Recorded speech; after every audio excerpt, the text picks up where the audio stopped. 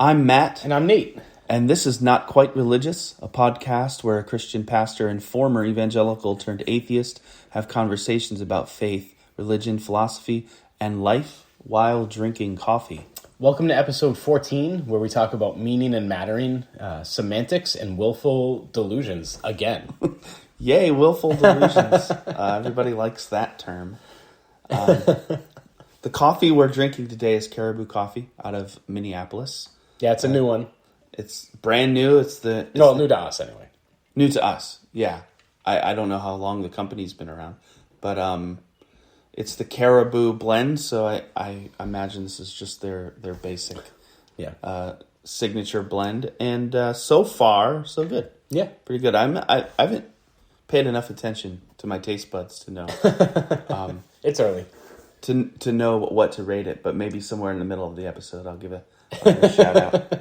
Yeah, I'm drinking the cold brew version because I brewed it in my refrigerator last night, and I really enjoy it. It's one of my more preferred ones so far, but you have the hot one because you're like a basic.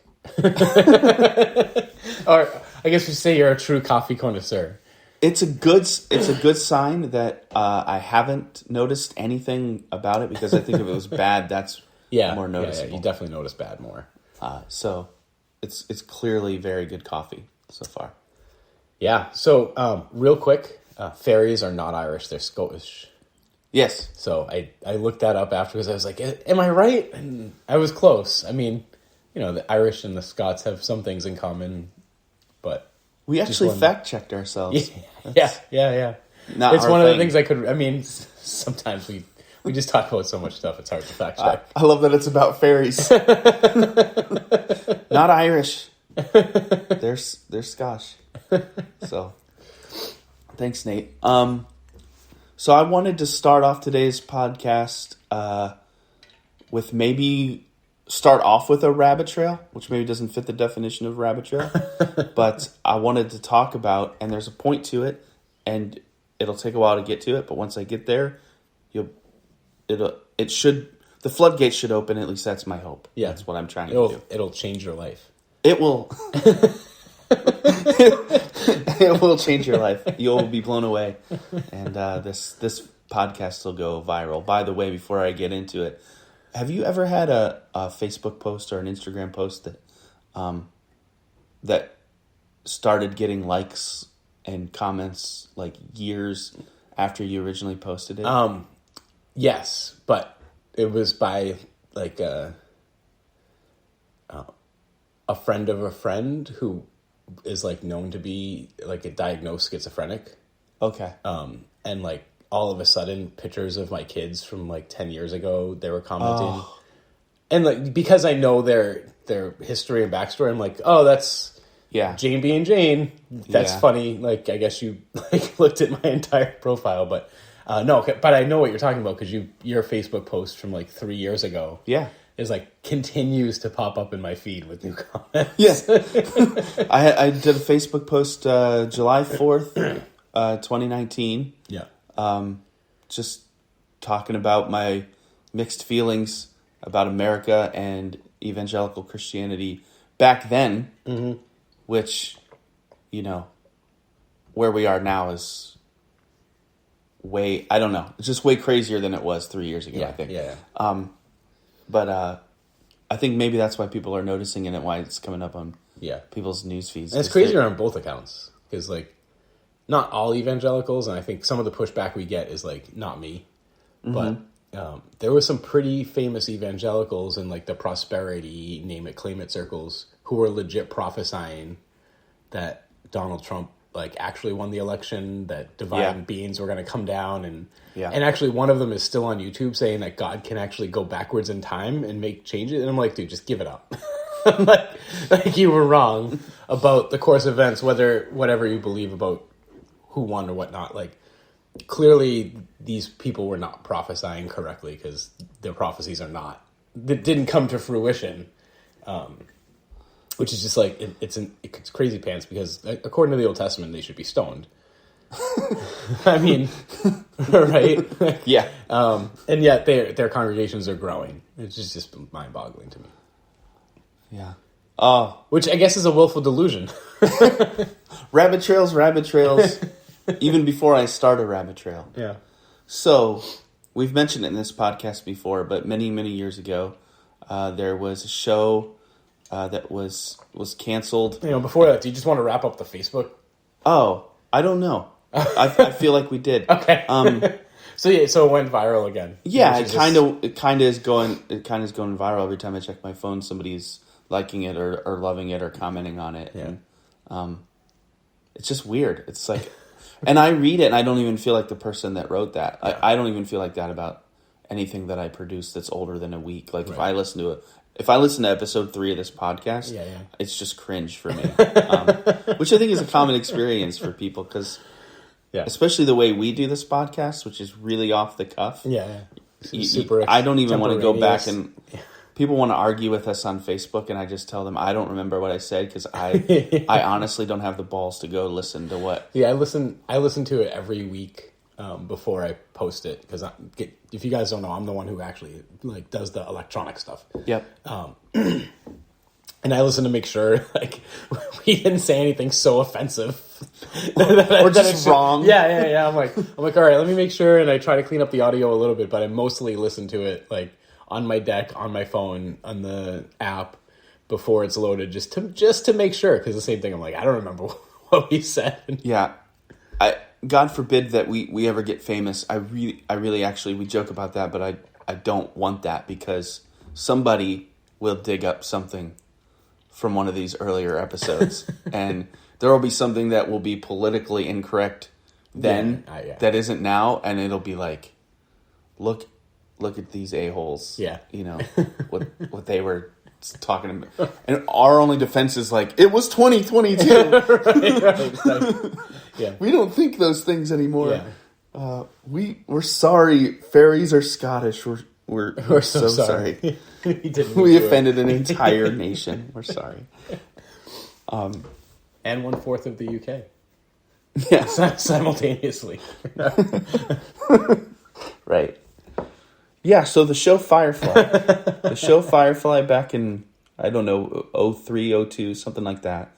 And it became right now it's a cult classic. Yeah, I think it was earlier than that. I was still in college when it came out. Maybe 02, because I was in college. Maybe 02. Yeah. And it's a show that I love, directed by a person neither of us like, or very few people like, Joss Whedon. Yeah. Who did more successful shows than Firefly. He did Buffy, Angel. He directed the first Avengers, I think. He did. And the Justice League that was panned. Okay. Because Snyder was doing it and had some... Back to superheroes, by the way. Yeah. He had some family issues, and Joss came in and completely redid everything. And he did a few other... I think the best thing he ever did was Dr. Horrible Sing-Along Blog. Whoa. I don't even know. Okay, so it was during the writer's strike in the early 2000s, but later, 2005, 2006, somewhere in there. And he has the Doogie Howser. Yeah, the guy that played Doogie Howser. Yeah. He's super famous and apparently amazing. And then Nathan Fillion again. Neil Patrick Harris. Neil Patrick Harris plays a villain who falls in love with a girl, and all of these people except Neil Patrick Harris are you're like, oh, that person was in Buffy, that person was an Angel. Nathan Fillion is the main antagonist who's a superhero, but he's actually a bad guy, but he doesn't realize he's a bad guy, and the bad guy is trying to get into the evil League of Evil. and to do this, he has to do a crazy crime, and his schemes keep failing, and it's also a sing-along blog, so it's him vlogging in song. And you have to. It's a 3-part web series. It's an hour. It's totally worth it. Yeah, sounds worth it. If nothing else comes from these episodes we're about to record, I will have gained. That'll have been worth the drive down just to have learned about this vlog. So Firefly is a show about space cowboys. About space cowboys. It's set in the kind of the distant future. I think it's 2400 something. The Earth has they call it the Earth that was, because it is no more, and they move to a different galaxy, the whole human race, and they terraform these different planets for people to live on. There is a war over whether the entire galaxy should be unified as one thing or whether they should be independent, kind of like a EU versus kind of thing. And so our heroes are the independents, and they lost the war. So now they're traveling around space on their used makeshift kind of crappy spaceship that is a Firefly model. It's sort of Han Solo, Star Wars-esque. Yeah, and they're flying around, and they're just taking any jobs, legal or illegal, they can find, anything that they can do to remain independent. So they're criminals, essentially, but not all of their jobs are crimes. And there's this one episode called Janestown, which is in the middle of the series, and Jane is not a girl, but a man. And he's kind of like he's the muscle of the crew, and they're going to this planet to do this job. I can't remember if it's legal or illegal. I think it's illegal. And it's a planet that our character Jane, not the main character of the show. The main character is Captain Malcolm Reynolds, but Jane is reluctant to set foot on the planet.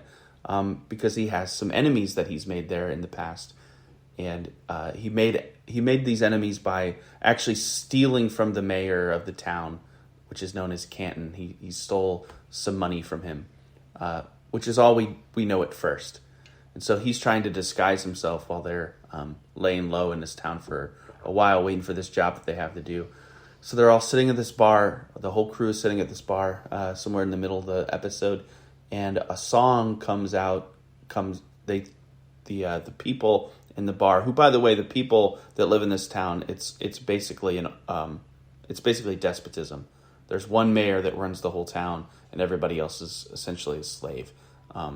They're called mudders because they just make mud, and that's all they do. And so the mudders are all in this bar, and it turns out that there's this whole myth around Jane, and that he's basically worshipped in the town of Canton. They even have this song which they sing called "The Hero of Canton," the man they called Jane, and the whole crew kind of discovers together, including Jane, that he's a mythical hero of this town. Well, it turns out there was a misunderstanding when Jane took the money. What he didn't tell the crew when he stole the money from the mayor is that they had too much cargo to keep they couldn't leave, couldn't escape the planet, and so they ended up having to dump the cargo, and they lost most of the money, and they dumped the money on the Mudders. So the Mudders are worshiping Jane because they look at him as sort of a Robin Hood figure. The truth is, Jane meant to steal, not to give back anything, and to take off. But of course, he plays up this whole folk hero thing, and when the mayor of the town finds out that Jane is back, he releases an old enemy of Jane's from prison. It was one of the people that was working with Jane when he had stolen the money years earlier and didn't get to come back on the ship with Jane because Jane had pushed him off the ship. So he was imprisoned on this planet all of these years. And so now he's released by the mayor to exact revenge on Jane for pushing him off the ship. And so they confront each other on Jane Day in front of the whole town. So all the Mudders are there to basically worship and praise Jane. There's even a statue that they built for him. But the old friend, now enemy, whose name is Stitch, who's just been released from prison, is confronting Jane, and he reveals the truth to everybody that's watching. The truth that Jane meant to steal the money and that dropping it was an accident. And Stitch pulls out a gun to shoot Jane in the chest, and just before the bullet arrives, one of the Mudders jumps in front of the bullet and takes it for Jane and actually dies, even knowing that Jane's entire story is a fraud and a lie, and then Jane pulls down the statue. And then the crew gets back on the ship and they leave. And Jane's in the ship and he's meditating, contemplating, ruminating on what all of this means. What is this about? And he's really having a hard time. He's struggling with the idea that this mutter would die for something that they knew essentially was a lie. Mm-hmm. It's like, why would that mutter jump in front of that bullet for me, even knowing that, that it's all a farce? And Captain Reynolds is there, and he says, they're probably putting that statue back up right now. and Jane says, it just doesn't make no sense. And the last line of the episode, I think, is Captain Reynolds looking at Jane and saying, because it isn't about you, Jane. It's about what they need. Yeah. And so I think that rings true of human nature and our psychological need for narratives and myths. And while I think the phrase willfully deluded is... Hi, David. obviously, as a term, an oxymoron. I think that the concept we're trying to talk about, people don't walk into any room or wake up in the morning and go, I want to believe false things. Granted. But I think there are things that people already believe, unverifiable things, myths, legends, opinions,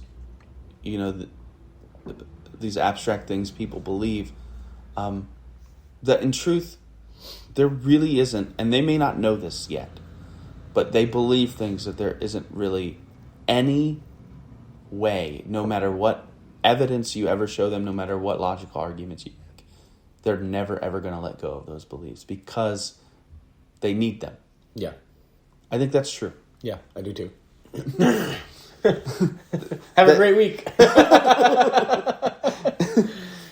Yeah, I mean, so two of the thoughts, one that we brought up before, but one now, just to go back to superheroes, it's very Batman the Dark Knight-esque, where Batman like lets Harvey Dent be the hero because that's the hero that Gotham needed. And it's slightly different because the people in Gotham don't know that Harvey Dent became Two-Face and like did all these terrible things. Yeah. So it's more like Batman letting them be deluded. So it's not like the people are willfully deluded, but the story is along those similar lines of like sometimes people believing lies is better for them than knowing the truth, which also goes back to, I think, our fairies episode. But then the other thing you brought up is sort of the C.S. Lewis apologetic, Lord Liar Lunatic, right? So like Jesus had to be God. I guess it's not that one, but it's more the like people don't die for a lie. Right, it's the resurrection apologetic, yeah. where they say all the apostles were martyred except for John, which historically is like unverifiable, by the way. I'll let that point lie for now. Yeah. I mean, well, we can come back to that later. Yeah, but also like even if they did all exist and they all were martyred, some people do die for lies. And so this idea that there is any weight to the argument that they wouldn't have died for a lie seems to go out the window. They wouldn't have died for something that they believed was a lie. That, I think, is true. But they could possibly die for a lie, one. And they could possibly do a bunch of mental tricks on themselves to convince themselves that something that they might have doubts about is absolutely true. Yeah. And we're, when we read the New Testament, we're not privy to a lot of those doubts. You don't see in the pages of the New Testament any apostolic skepticism about the resurrection, which that's not would make sense. That's not the point of the book. No, not at all. You see Paul doubting himself a little bit out loud. We get to watch Paul kind of go back and forth in his own mind and see kind of what a tortured soul, tortured genius he is, but that's not the same thing as openly questioning the foundation of your faith. You don't see any of that in the New Testament, which isn't to say that none of the apostles did. Yeah. Because when you need a certain truth claim, when you need it to be true, I think there's all sorts of arguments you can make to rationalize it. That's a point that I'm probably not going to be moved away from. But yeah. So with my, partially what I think about in this conversation is like Jonestown, right? So this very charismatic leader who convinces all his congregation to move to a completely different continent, to keep them away from any outside influence. And at some point, he's like, "All right, everyone, literally drink Kool-Aid with cyanide in it and die." And some people are like, they wake up and they're like, "No," right? And they start running, and then they get shot. And I think, like, at what point do the people shooting these other people think, like, this is crazy pants?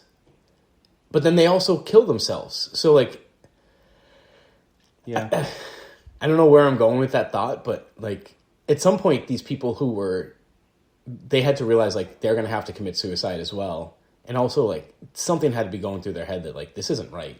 This is a complete lie. But I'm going to do it anyway because I've gone too far.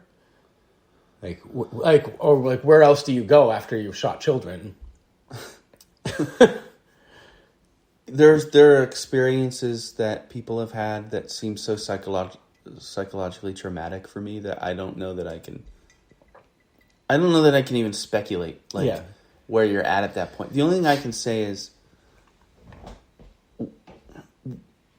I don't always do, and I think this is universal.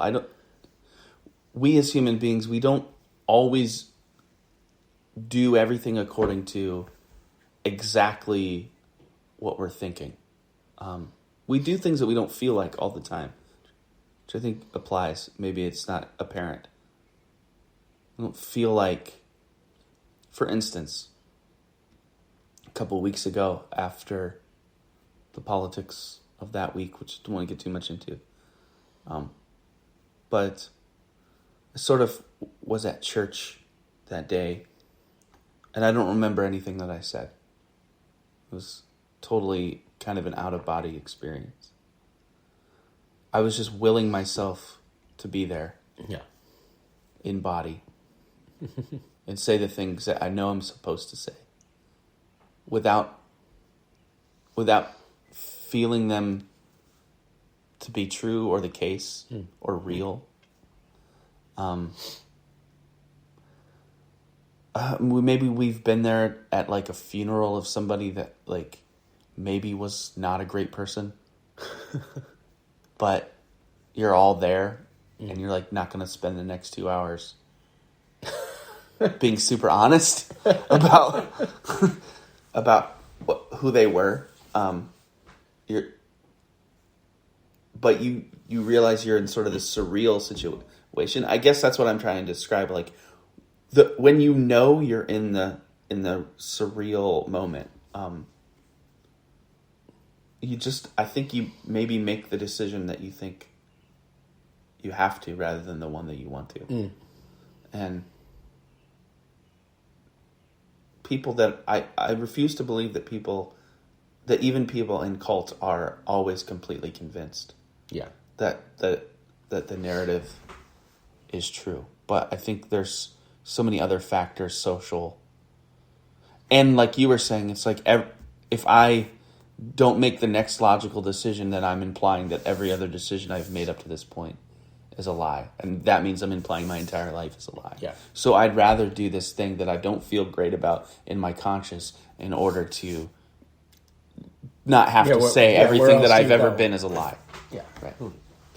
So that aspect, I think, is easily able to be manipulated by narcissists and people who seek to control people, understanding that. Yeah. So I don't know. I don't have anything else to say. I mean, we could have a short episode. Well, there was another topic, hard turn, brought up a question about meaning, the difference between meaning and mattering. Yeah. Which I think is interesting. Well, I mean, and maybe this is where also that does connect to willful delusion is, having a force meaning or mattering, or depending on how we're going to define each in a second. Which, like, if all your actions don't mean anything in the end, then you've sort of given up your identity if you've been following this belief system. So for it to make sense, you have to continue believing, even in the face of evidence that it's false. I was just thinking about dissecting the... Like, that's not what I meant at all, mate. like those two terms, like meaning and mattering, because it seems like common sense to say if something's meaningful that it doesn't matter. But I think few episodes ago you said, right, you were saying like if there's no meaning if, and I said, well, why does that matter? Right. And I think you said, I could be wrong. I think you said, right. I think you said something doesn't have to matter for it to have meaning. Yeah, it's funny because it goes both ways. Or I guess, would you agree that you might say something doesn't have to have meaning for it to matter? Yeah, and I would say, what's it matter if something doesn't have meaning? Right. Right. I'm recalling this discussion now.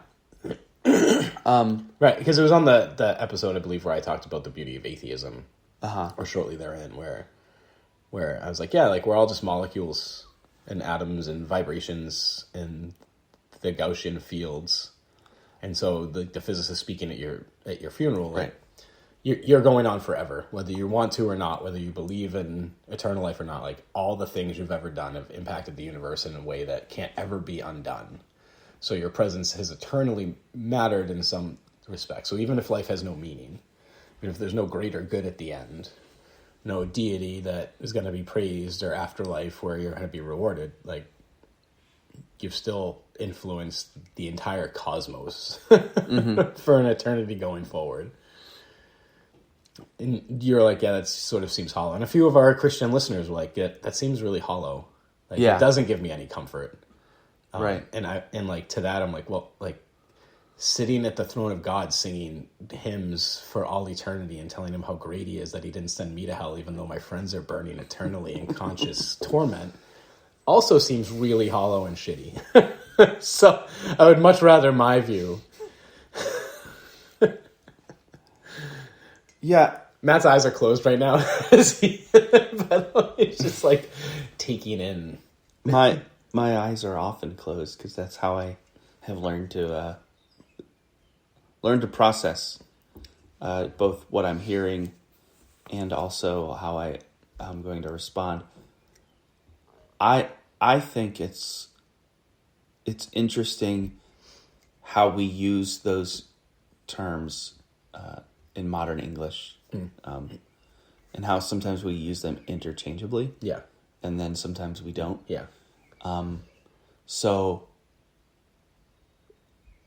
it almost makes, there's a common sense value to saying like, well, something is meaningful, therefore it matters. Something matters, therefore it's meaningful. But if we think about what matter is, it's connected to the same noun. When we talk about matter, we talk about material things. We talk about things being substantial, and then we use the term substantial as an abstraction to say that something is solid. Yeah. It's. Do you think they have the same What's that? Do you think they have the same root? And I was like, Yeah. No. Etymological. That's not the word, by the way. Yeah. Entomological. Yeah. Thank you. But the entomological root. Yeah, they do. Yeah. So we take words that refer to concrete things and then we use them, and then we use them as abstraction. That's the way that language works. Yeah. So like when we say that something matters, what we're saying abstractly is that it's solid, like it's here. It's here, but there's a connotation that's developed over the years where that's conflated with this idea of meaning. But it still could plausibly be true that something could matter, could be solid, and have no meaning beyond its own fact, right? Yeah, So so 2 + 2 = 4 is fact, or even more solid fact. This table that we're doing this podcast on, this solid table, is here to say that it matters is apparent. Yeah, and even more abstractly, like, it matters that you wear a hard hat at a construction site. Right.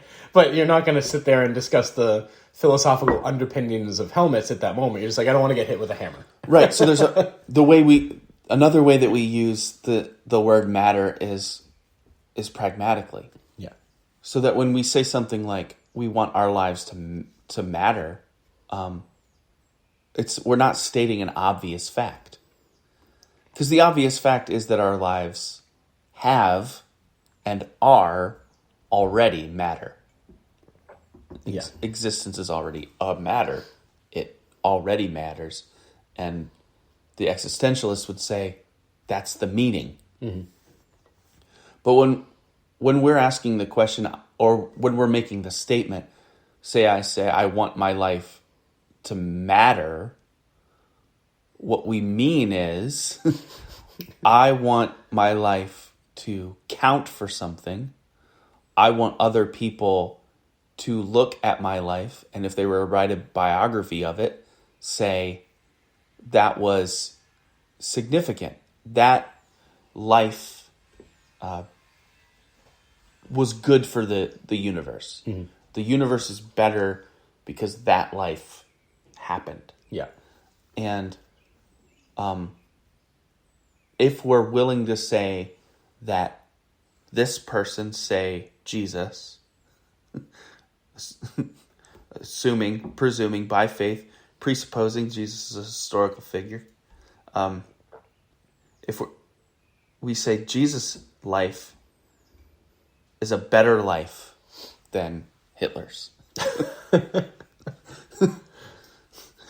There's something beyond matter there. And we're making a value judgment about what we could essentially say are, just atoms doing different things and having different results. But I'm interested in the value judgment, the thing about us as humans that makes us evaluate in life and go, that's more like the one that I want to live. That's the legacy that I want to leave. The really sad thing is that most of us, the vast majority of us, aren't going to leave a legacy beyond our grandchildren. Yeah. So that's the thought that you think, well, then in light of infinity, does it matter? We could do all this talk about meaning and having meaningful lives, but then, if we're forgotten after 2 or 3 generations, then what are we except the blade of grass that I walk over that I never pay attention to the fact that I'm walking over? Right. Yeah, and I was going to say blades of grass, but there are plants that have literally been alive for tens of thousands of years. The same plant. Yeah. And it has a ridiculously more impact sort of on ecosystems in the world than most people ever will in some ways. Yeah, but then I think, to your point, every decision that we make is effective. Yeah. It shapes the multiverse as we know it. Yeah. And so none of us... That's what's interesting about the value judgment is maybe that's all that it is. It's like my decision to do anything. Like my decision to love my kids, to care for my kids, is actually doing something to make the universe a better place, even if nobody writes that story for posterity. Yeah. So two thoughts. First is, I guess, maybe then just hearing us jive. Maybe meaning is internal and mattering is external. So, like, when you want the biography to say that your life mattered, you're like, I want it to have an impact on other people to make the world a better place. But meaning, when I think about it, is like, what's the meaning of life? And it's a much more of a, like, what's the drive for me to make my life matter? Right? Yeah, I like that question. Because I don't know the answer to it. That's what I would say. There's something of. That's where I would go in arguing for. Am I arguing for the existence of God in this podcast so much as the necessity? Right? Yeah. You know, like. Right, and I think those invisible things, like conscious, like that. The drives that we have to do things that if we're purely materialistic are simply arbitrary.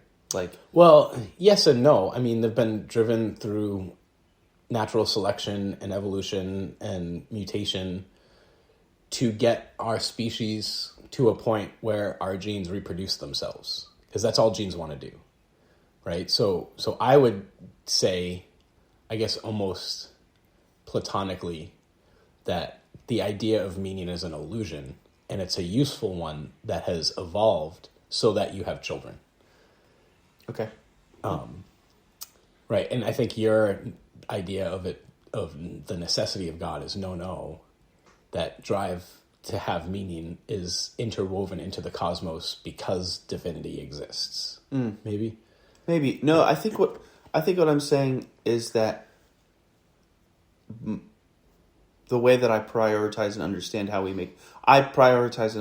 we make decisions as human beings, on a day by day basis, on a second by second basis, at least in the way that I think about the approach to life, I prioritize that way of thinking over trying to abstract, every little objective truth. So I wake up in the morning and I'm like, you could say that there's evolutionary reasons for every single thing that I do, but on another level, the fact is that I woke up this morning and I'm a dad, so what do I do with that? How do I be the best dad? I'm a husband, so what do I do with that? How do I be the best husband? I'm a pastor, so what do I do with that? How do I be the best pastor? And the whole reason that I want to be a pastor is to help people. And the whole reason that I don't want to be a pastor is that so many of them are not helping people. Yeah. But that's the drive, is like, and part of it's egoistic in that part of the pastor's role is to say things that mean something to people, to say things that matter to people and shape their lives, which is humbling and terrifying and yet thrilling. It's all of those things. Yeah. To have people listen to you and actually care about what you say and take it to heart. Yeah. Not, that's, and to be able to use that thing to make the world a better place. We were talking earlier in the podcast about, some of the things that we say 8 years from now. We'll have to explain. Yeah. Like, that was 2022. And all of us who live in the age of social media are basically keeping things for posterity. The things that we're writing and saying, this podcast, whatever we're putting online, unless the whole infrastructure one day just gets destroyed, which is possible. Yes.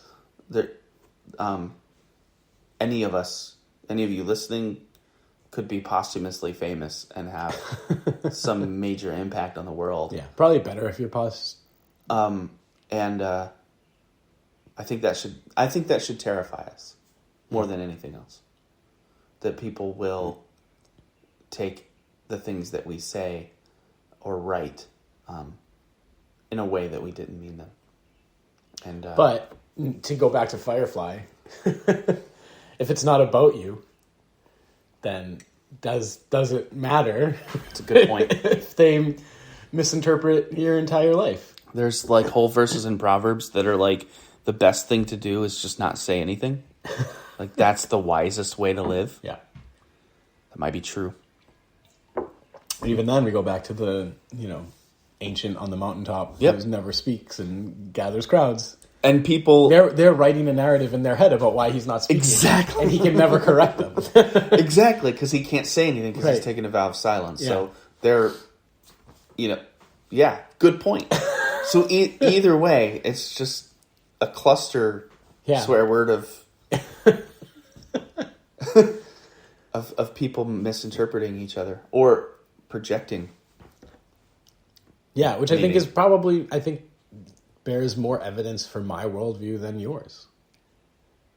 Because if everyone's just misinterpreting and writing their own narrative so that they can get through the day, then everyone's always done that. Even Jesus, if he existed, did that. Right? He wrote this narrative. No, the apostles wrote the narrative about Jesus. What Jesus did was go around healing people and then telling people not to talk about his healings. And then people talking about his healings. Yeah. Anyway. Jesus spoke.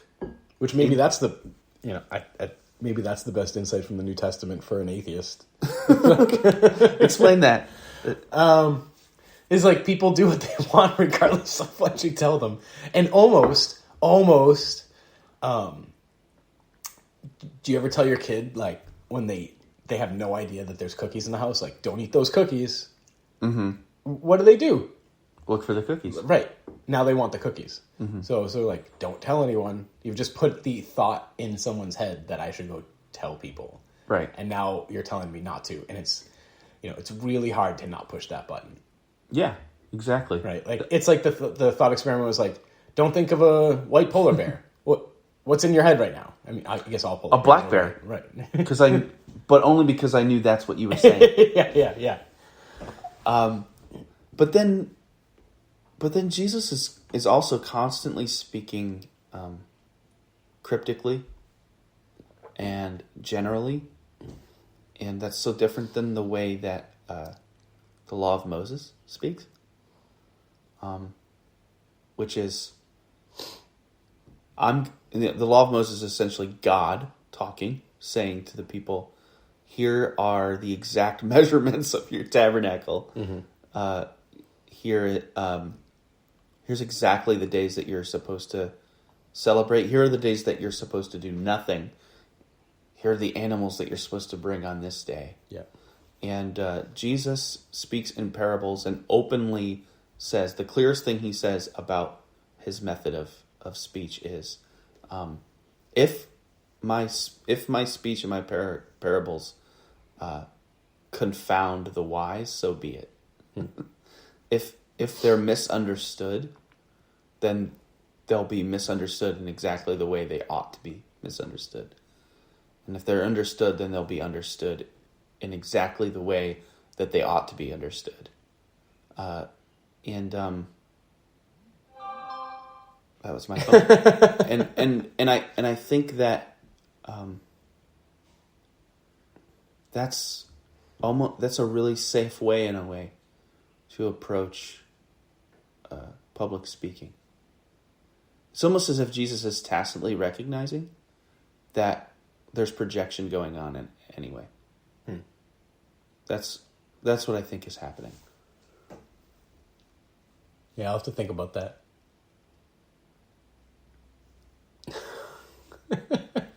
Well, why don't we end the episode with Nate pondering? I'm literally stroking my beard. Yeah.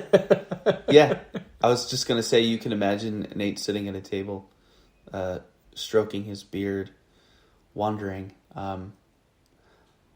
I'm going to give the coffee Caribou blend from Caribou Coffee, I'm going to give it an 8.5. I think that's one of the higher ratings you've given. Yeah, it's good. It is. It's smooth. It's not too acidic, but there's still a little bit of something there. Mm-hmm. Yeah. Yeah. Good coffee. Any last thoughts? Not that I can think of right. Oh, I don't know if you noticed, but I was actually able to post as me on the Facebook page. I noticed. I have no idea what You changed. figured it out. I didn't do anything different. Oh. So, who knows? I think the lesson of this episode and the entire podcast is that none of us know what's going on. Yeah.